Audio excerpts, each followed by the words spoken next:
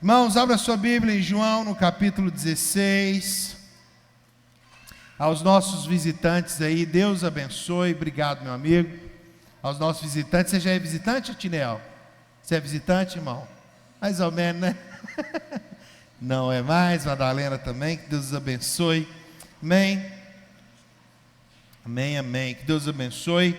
Temos bastante visitante aí, né? A Daiane Gonçalves, Daianinha, minha amiga de muitos anos, Pamela, Ana, Guilherme, Elias, Luiz e a dona Noélia. Eu vi a dona Noélia aí. Essa aí do seu lado é quem, dona Noélia?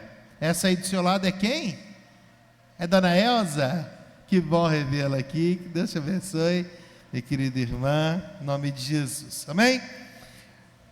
João capítulo 16, verso 5. Amém? Se assente aí no seu lugar. Está fresquinho hoje, não está? Está gostoso, não é, gente?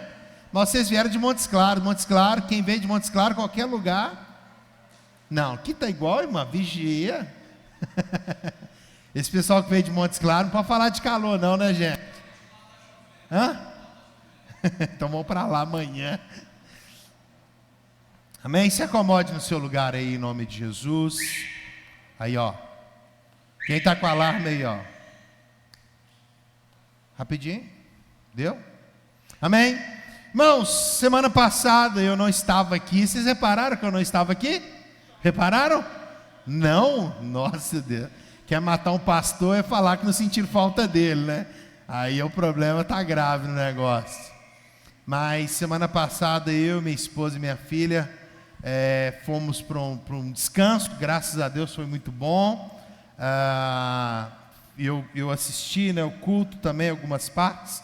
Depois assisti também a mensagem que Deus falou aqui nesse culto. O presbítero Lucas pregou domingo passado uma mensagem gloriosa. Eu assisti ela durante a semana e hoje também assisti mais uma vez. E, irmãos, ele só falhou quando ele... Oi? Fala, filho. O que ela falou? Aí nós fomos para o hotel, né, filho? Hã? Você gostou de ir para o hotel? O tio William vai pagar para nós de novo. Tio William e tia Dani. Hã? Conversa com eles depois para a gente ir, tá bom? Irmãos, e aí a mensagem do Lucas foi maravilhosa. A conexão quanto à pessoa do Espírito Santo foi muito profunda. Ele falou ele leu Romanos, não é isso? Vocês lembram, né, gente? Que ele pregou domingo passado? Romanos capítulo 8, verso 5 em diante. Ele só falhou quando ele falou de cruzeiro cabuloso. Isso aqui é proibido, viu, Lucas? Tem essa brincadeira de cruzeiro aqui não, amém? Não tem isso não. Mas no mais da mensagem foi gloriosa. Eu quero continuar essa mensagem em nome de Jesus. No Lucas não é capaz de finalizar ela. Eu não sou capaz de finalizar ela, nem o pastor Cláudio, nem a pastora Fernanda, ninguém. Porque quando nós começamos a falar acerca da pessoa do Espírito, a gente vai começar a construir um novo caráter. Resumindo a mensagem de domingo passado, foi quando Cristo entra, quando o Espírito Santo entra na nossa vida, ele muda caráter. Eu posso dizer isso por causa própria, porque além dele mudar o meu caráter, eu vi ele mudando o caráter de pessoas terríveis. Eu trabalhei no sistema prisional por 8 anos e 4 meses. Eu trabalhei na pior penitenciária do estado de Minas Gerais, a penitenciária Nelson Hungria.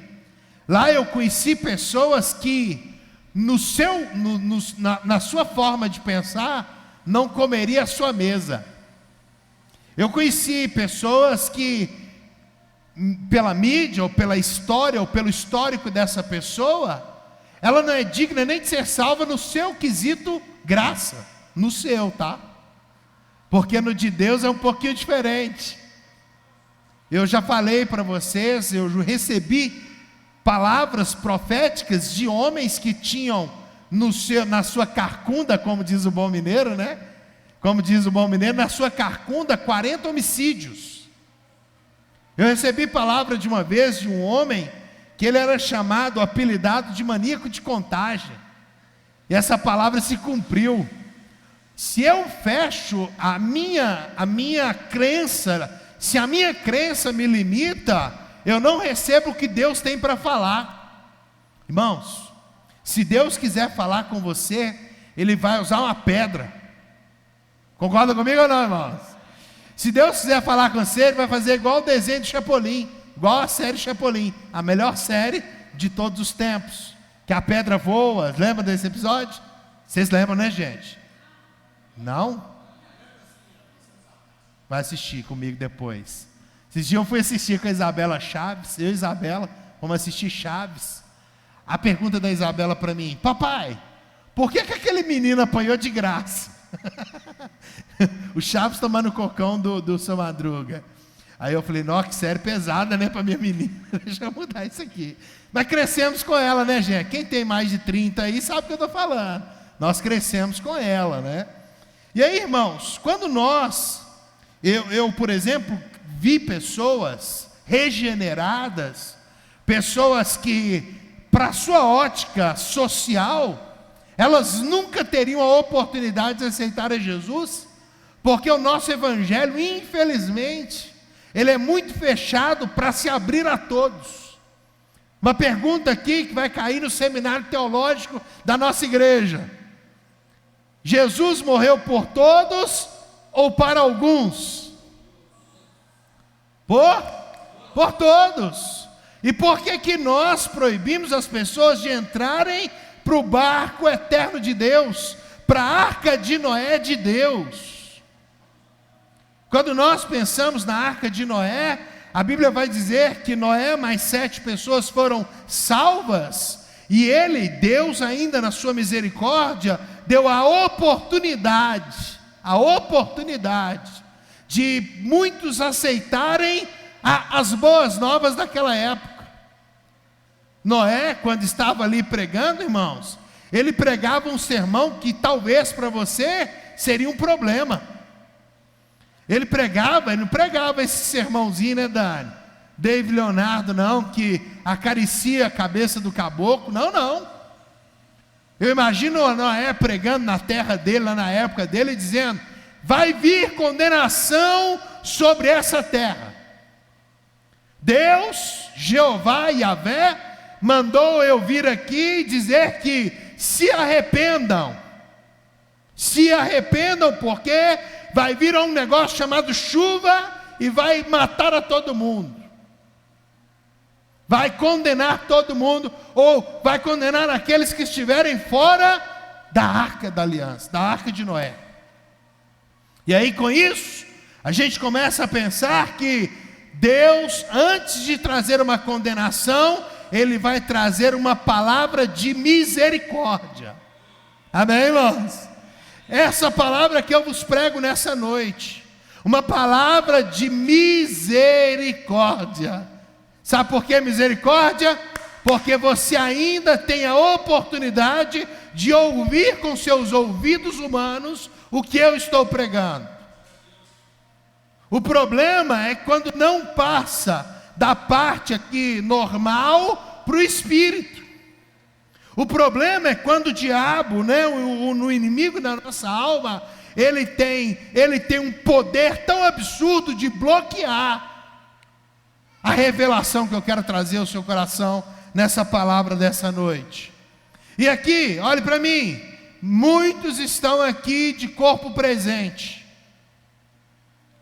Muitos estão dentro das nossas igrejas por aí, porque gostam do ambiente igreja, gostam da comunhão, mas Deus não nos chamou somente para viver a comunhão, Ele te chamou para viver uma vida santificada. Vocês estão aqui, irmãos? Santificação. Eu comecei a ministrar no seminário da nossa igreja esses dias, sobre a doutrina da santidade. O slogan da Igreja Metodista Wesleyana, desde 1967 no Brasil, é santidade como estilo de vida. O que é um estilo de vida? O cara quer emagrecer, amanhã é o dia, amém? Amém? Amém? Vocês que estão um pouquinho mais gordinhos aí, não é o meu caso, vocês que estão mais rechuchudinhos aí, né? Amanhã é o dia mundial do emagrecimento. Terça já morre, né? Terça já para tudo. Amanhã é o dia de você colocar o tênis e ir para a rua, por quê? Porque você quer um estilo de vida mais saudável. Minha esposa comeu lá no hotel lá, comeu quase que o prato também. Aí na hora que chegou em casa, ela falou: agora é hora de voltar para a realidade. Ligou a esteira, já foi para a esteira. Amanhã é o dia, irmãos, da gente começar a pensar numa vida mais saudável. Alguém aqui faz dieta no dia de domingo? Alguém aqui faz? Alguém aqui? Almoço de domingo? Ou ficarei só na alface americana? Acredito que não, né? E aí nós temos esse problema. Amanhã a gente começa. Só que a santidade não é amanhã. Quando a gente começa a falar sobre uma ação do Espírito Santo, é uma ação que provoca em nós uma transformação e uma santificação. O que é um estilo de vida, por exemplo, para quem gosta de um rock and roll? O pessoal aí do heavy metal, o pessoal dessas bandas aí que gostam, os caras andam de preto, né? Não é isso, gente? Os caras andam de preto, gosta lá de um apetrecho lá de metal, é o estilo de vida daquela pessoa. O pagodeiro é conhecido, né? Tem o cavanhaquezinho, a bermudinha coladinha e ama o pagode. Isso é o estilo de vida de cada um, e cada um aqui tem a sua cosmovisão. Cada um aqui tem o seu estilo de vida. Mas, irmãos, quando a gente começa a pensar em santidade como estilo de vida, é impossível nós alcançarmos esse estilo de vida sem o Espírito Santo. Pega aqui, Jean, ventilador aqui, gato. Quando nós começamos a pensar, o estilo de vida que Deus te propõe hoje é o Espírito Santo operando em nós, para Ele não ser mais o Deus esquecido. O Deus que a gente esquece, o Deus que a gente tem largado de mão, o Deus que a gente lembra dele só no momento de ociosidade, de dificuldade. E aí Jesus, ele senta com 12, ele começa o seu ministério com 12, quando ele ia revelar algo, ele revelava aos íntimos. Espera aí, irmãos, preste atenção nisso. Jesus não revelava as coisas do reino para a multidão. Jesus não revelava as coisas do reino para 1 milhão de pessoas, 2 milhões de pessoas, não. Jesus entregava uma palavra geral para 1, 2 milhões de pessoas. Mas quando ele ia revelar algo para um grupo, ele chamava os discípulos. Vocês lembram de um sermão que eu preguei há um tempo atrás aqui, 2 anos atrás, 1 ano e meio atrás, que nós temos hoje 3 grupos: seguidores, lembra disso? Seguidores, multidão e discípulos. Quando nós começamos a entender o Evangelho, a gente sai do estado multidão, aceitei a Jesus, porque a multidão naquela época só queria os benefícios da cruz, né? Só queria, como o Tiago fez ali assim, ó, encher a pança, literalmente. João capítulo 6, Jesus vai deixar muito claro: vocês estão atrás de mim porque eu dou pão e peixe. A sua motivação em servir a Jesus não deve ser para Ele colocar alimento na sua mesa. A sua motivação em servir a Jesus é que, se faltar arroz e feijão, nós continuaremos amando a Deus da mesma forma. A nossa motivação não é porque eu quero um benefício, um objeto de Jesus, né? Não é porque eu quero ter algo de Jesus, é porque eu já tive algo de Jesus, e esse algo que eu tenho dele é eterno. Eterno. A coroa que Cristo nos proporciona é uma coroa que o tempo não come, que a poeira não consome. 1 Coríntios 9, 27, o apóstolo Paulo vai dizer que Ele nos dá uma coroa que é incorruptível, uma coroa eterna. O apóstolo vai falar que os atletas correm por uma coroa que vai entrar na cabeça dele ali, mas vai virar um museu. Por exemplo, a última Copa do Mundo que o Brasil ganhou foi qual? Qual, gente? 2002, né? Foi a última. O Ronaldo Fenômeno lá, fofômetro, ele foi lá e fez 2 gols, e aí a gente foi campeão. Não, a gente foi, né? Até parece que eu estava jogando bola ali aquele dia, eu estava assistindo. Aí eles foram campeões da Copa do Mundo, 2002, 22 anos atrás. O troféu que ele ganhou, o que a seleção ganhou, está no museu. Não serve para nada. Só serve para a vanglória do ídolo. Mas para produzir alguma coisa, não produz nada. A cobrança agora é, já passaram 22 anos, a gente está precisando de ganhar a Copa de novo. Por quê, irmãos? Porque aquela coroa, aquele troféu é corruptível. Jesus vai vir e aquele troféu, ele não vai subir com aqueles jogadores de futebol. Mas o que Jesus nos propõe, o que o Espírito nos propõe, é que Ele nos dê uma coroa que vai durar a eternidade contigo. E essa coroa era uma coroa que Cristo mesmo, quando aos salvos, Ele vai dar a cada um essa coroa. Que aí vai falar sobre diademas, né? Olha o que a Bíblia diz comigo, abra a sua Bíblia em João, capítulo 16.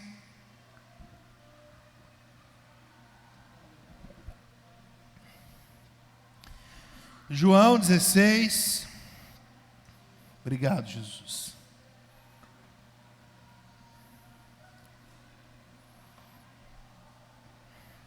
Jesus reúne 12, e para os 12 ele diz: agora, porém, eu vou junto para aquele que me enviou, e nenhum de vós me pergunta: para onde vais?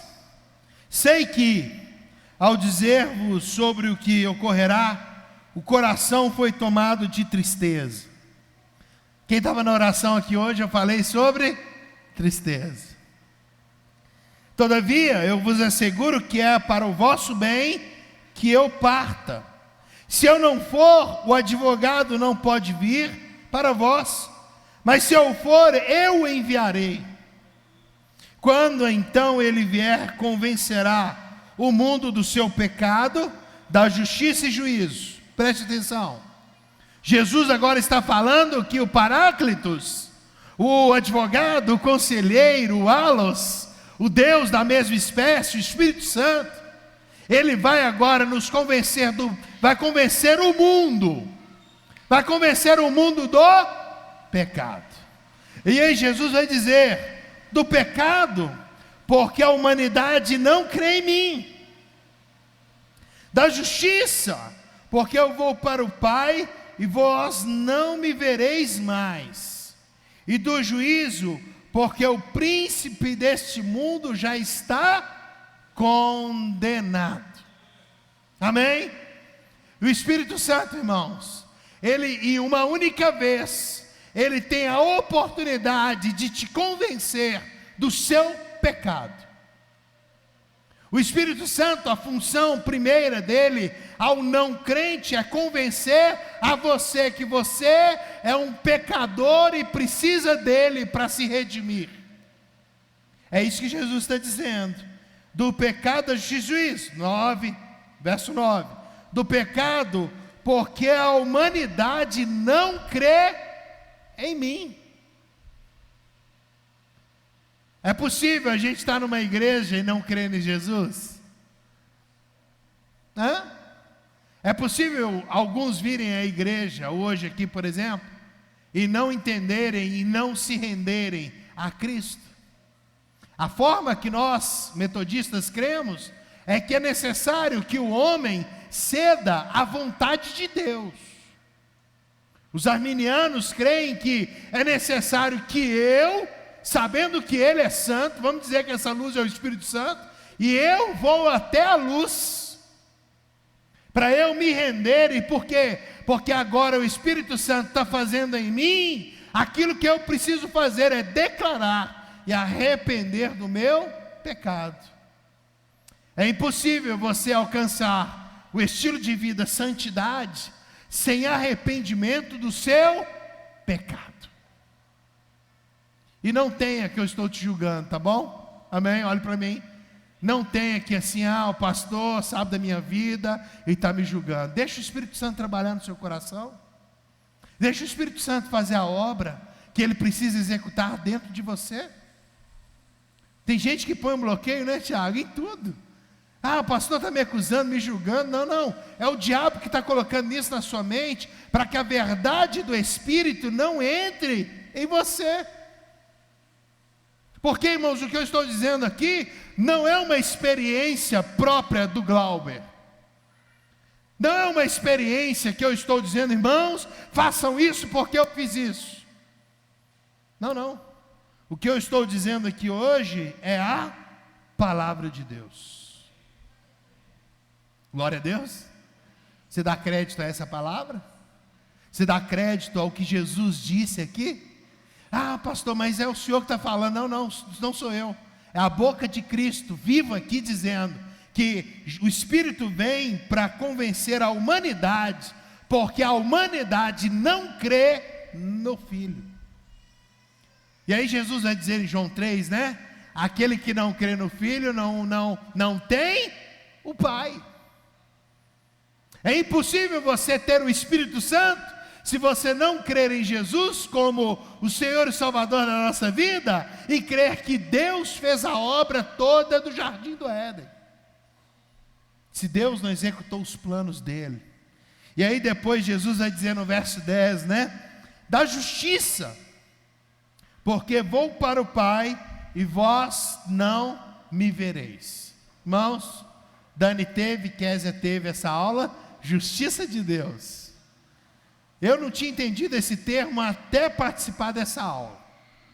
Irmãos, justiça de Deus é Jesus, ele sendo a propiciação perfeita, para se colocar no meu lugar, para que aí sim, a ira de Deus fosse aplacada no Filho.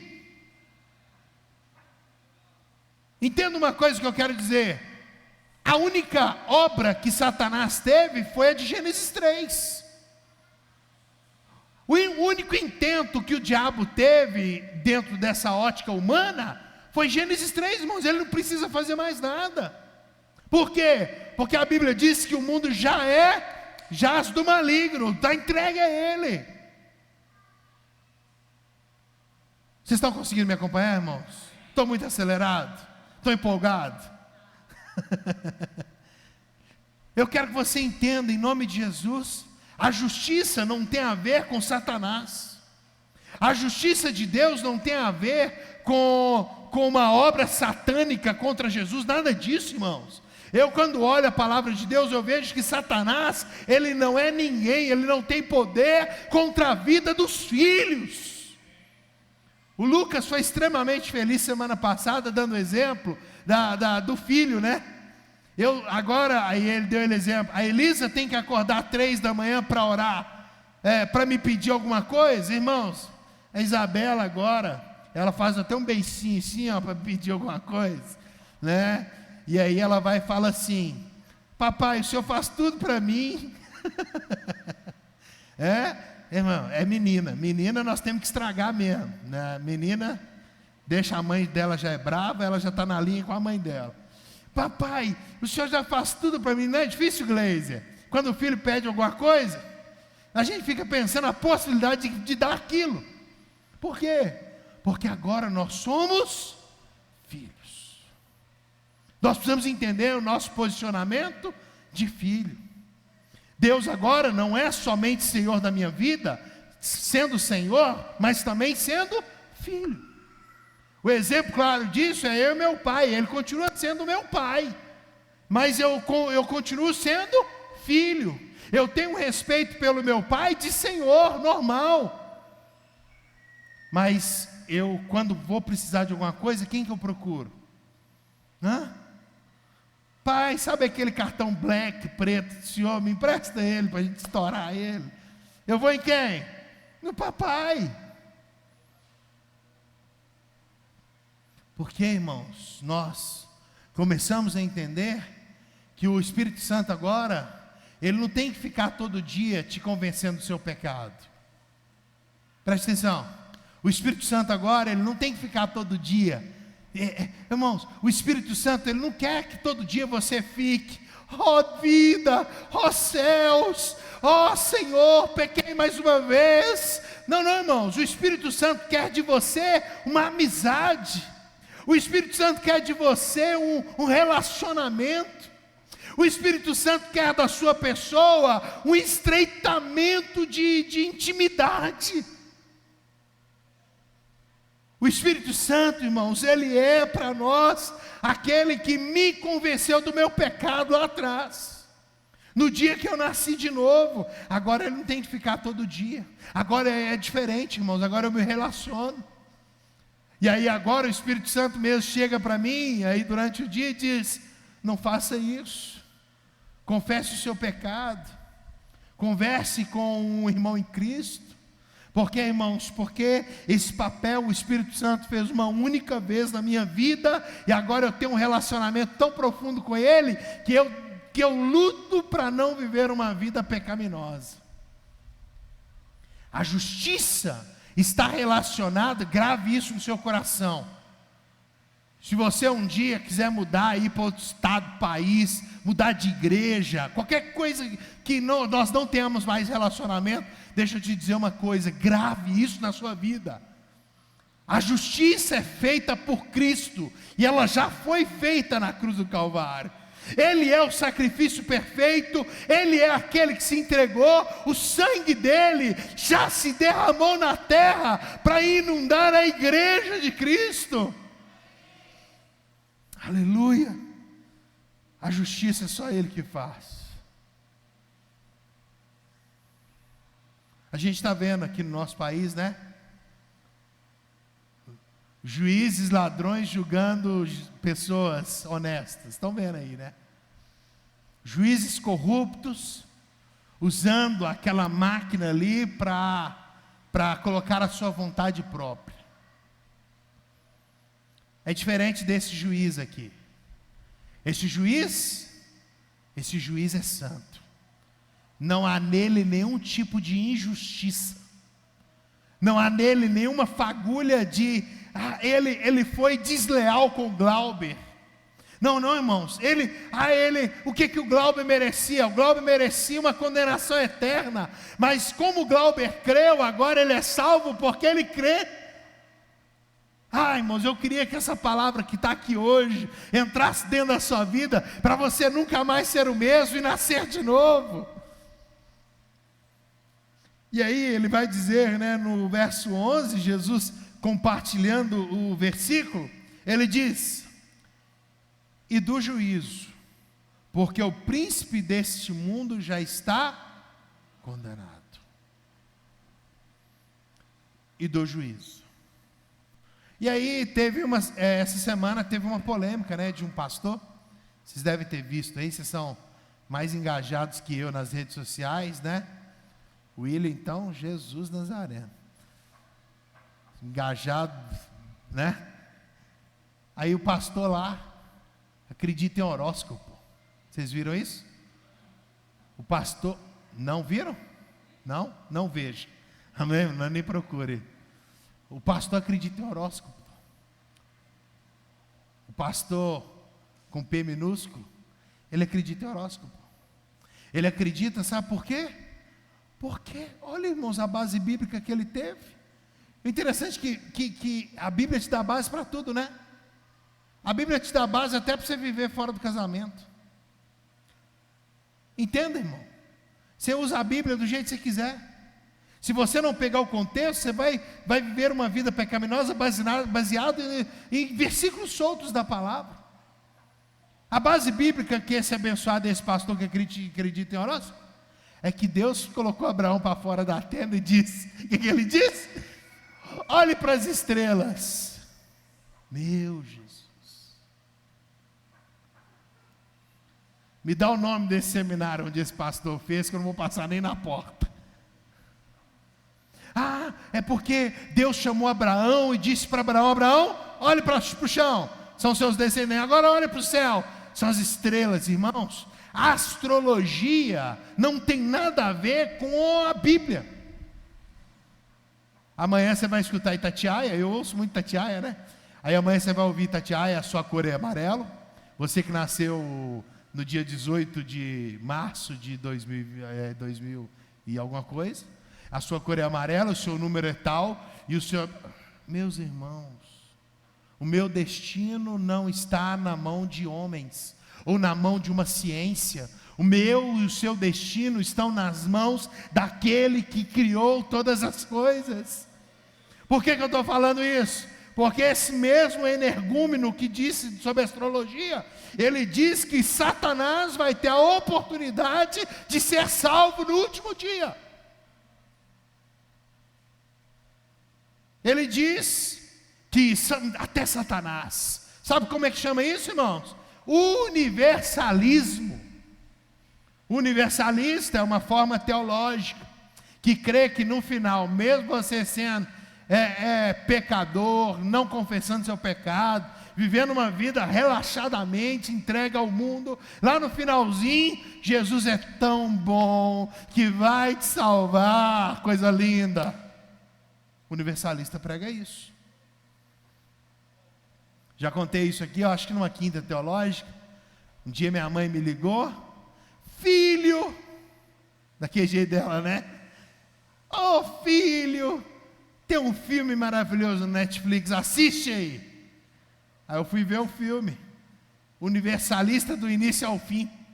Aí eu liguei para minha mãe e falei: mãe, o que é isso, mãe? Mãe, a senhora comeu coxinha estragada aí, não está vendo. Ela: mas como assim? Eu falei: não, mãe, aquilo ali é assim, não. Eu só queria que você assistisse. Eu falei: não, mas é porque a senhora não tinha entendido o filme. O filme está falando sobre uma ideia errônea. Irmãos, existe a graça, amém? Existe a graça, amém? Mas existe também a condenação. Nunca pode se pregar a graça por uma asa. A graça é o favor imerecido de Deus, e é isso mesmo. Você já entendeu, você sabe muito mais que eu o que é isso. Mas existe também um Jesus que disse que o único ser, os únicos seres, né, que não terão a oportunidade de serem salvos é o diabo e os seus demônios. Vou dizer anjos para não te confundir. Seus demônios, que já caíram com ele. Esses aí, irmãos, a Bíblia, Jesus está dizendo, e do juízo, porque o príncipe desse mundo já, olha aqui a colocação do português, mundo já está condenado.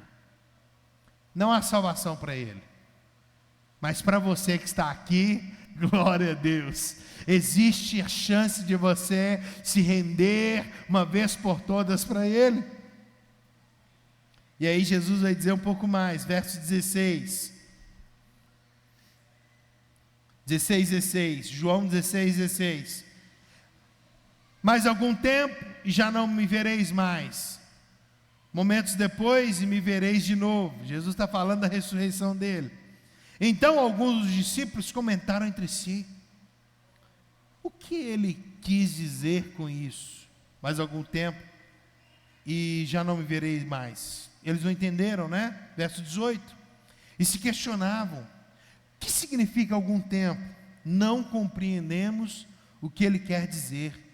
Mas Jesus sabia o que desejavam perguntar e disse: vós vos questionais sobre o que eu quis dizer quando declarei: mais algum tempo e já não me vereis mais, momentos depois de não me vereis de novo?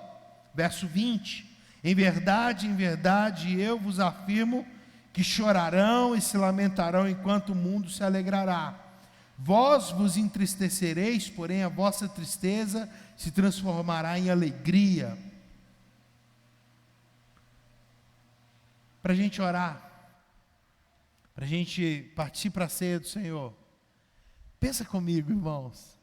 Está lá, 11 discípulos, 11 não, né? 10 discípulos, 10 discípulos, porque Judas já tinha abandonado o pessoal, e Tomé também não estava, né, na segunda aparição de Cristo. 10, vou colocar 10.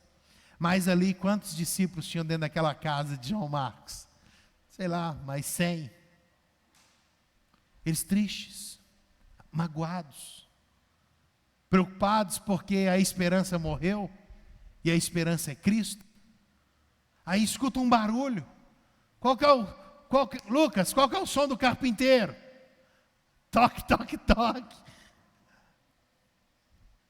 Jesus, depois da ressurreição, vai ter com eles e bate na porta, até que alguém vai lá e abre e vê ele ressurreto. Pensa a alegria dos discípulos, irmãos. Pensa a oportunidade. Eu sempre falo essa situação, né? Se Deus te desse a oportunidade para você ter uma experiência com Ele, ou um texto bíblico, qual você queria ver? Irmão, pensa nisso.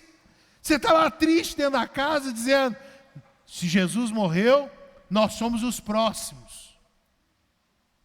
Aí, abre a porta, Jesus está lá. Eu te vi morrer, agora você está aqui. Alegria desse povo, irmãos. Imagina ele se abraçando e dizendo, ele disse, gente, a gente que não acreditou, ele está aí. 3 dias se passaram e ele ressuscitou. Ele está aqui com a gente, porque agora nós também seremos glorificados. Porque os discípulos estavam ali, irmãos, com medo da morte. Eles sabiam que iriam morrer. Só que até para morrer você tem que ter o Espírito Santo de Deus. Porque quando eles são revestidos de poder, quando eles são revestidos de autoridade agora do Espírito Santo, até para morrer eles se tornam melhores. Dizendo, eu não sou digno de ser crucificado como meu Senhor. Isso é uma ação do Espírito Santo. E agora, nós que não vimos o sacrifício, mas cremos nele, amém? Nós estávamos dentro daquela casa, amém, irmãos? Nós estávamos dentro daquela casa porque agora eu me alegro como os discípulos se alegraram, e eu consigo olhar para aquela cena e dizer, ei Espírito Santo, o Senhor tem que me revestir, porque agora eu estou capacitado, agora eu quero ser transformado. É a alegria que deve brotar no seu coração. Você, irmão, você que é batizado e vai participar da ceia, tá os elementos aqui? Tá. Eu não quero que você olhe para esses elementos como um suco de uva e um pão, não é. Irmão, não é. Eu não quero que você tome um cálicezinho de suco. Eu não quero que você coma um pedaço de pão de forma. Eu quero que você, quando pegar esse cálice, entenda que é o cálice da nova aliança em Cristo Jesus. Eu quero que você compreenda no lado espiritual de que você participa da ceia porque você quer declarar que Ele é o Senhor e Salvador da sua vida. Eu não sei como você chegou aqui nessa igreja hoje. Saiu de casa arrastado. Primeiro empecilho que você pensou é, vai estar um calorzinho gostoso naquela igreja hoje. Pensou assim, Rufina? Pensou assim, irmã Rufina? Eu pensei, irmã. Para falar que eu pensei, irmã. Eu falei, Senhor, vai estar um calor gostoso naquela igreja hoje. Tomara que todo mundo tenha tomado banho para ir para a igreja.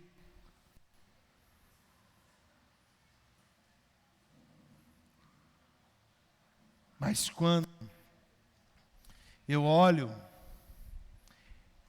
esses elementos, eles têm que ter um significado importante para mim. Ele tem que ter um significado importante. Vocês já repararam que no dia de ceia a igreja é mais vazia? Reparem. Pessoas cultuam o Senhor todos os dias, todos os domingos, mas no dia da ceia não vem, porque não se vê digno de tomar esse cálice. Pois bem, Quem aqui é digno?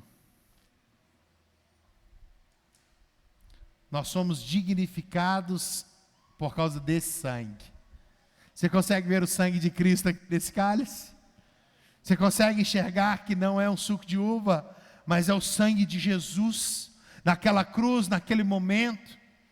Um sangue que, vertido, envergonhado, esbofeteado, cuspido por nós. Um homem que carregou uma cruz todo ferido, a chicotadas, com pontas de ossos e metais. É isso. Aqui é só em memória. Porque um dia nós encostaremos nas chagas. Porque um dia nós estaremos com Ele toda a vida, por toda a vida. Você pode, no seu lugar aí mesmo, agradecer a Jesus por aquele dia no Gólgota, o pior dia da sua vida. O pior dia de Jesus foi aquele dia. O pior dia de Jesus foi a sua morte. Não estou falando da morte de Jesus, estou falando da sua morte. Você morreu ali. Você morreu ali, você estava ali, você morreu ali. A Bíblia diz que você foi crucificado com Ele. O pior dia de Jesus foi a substituição do Cordeiro. Ele entrou no meu lugar e morreu por mim. É esse sentimento que eu quero que você tenha hoje. Ah, pastor, eu não sou digno. É dois, irmão. Minha mãe, eu falava para minha mãe assim: mãe, estou com fome. Mãe, estou com fome. Quando eu morava com ela, mãe, estou com fome. Ela, é dois, filho, é dois.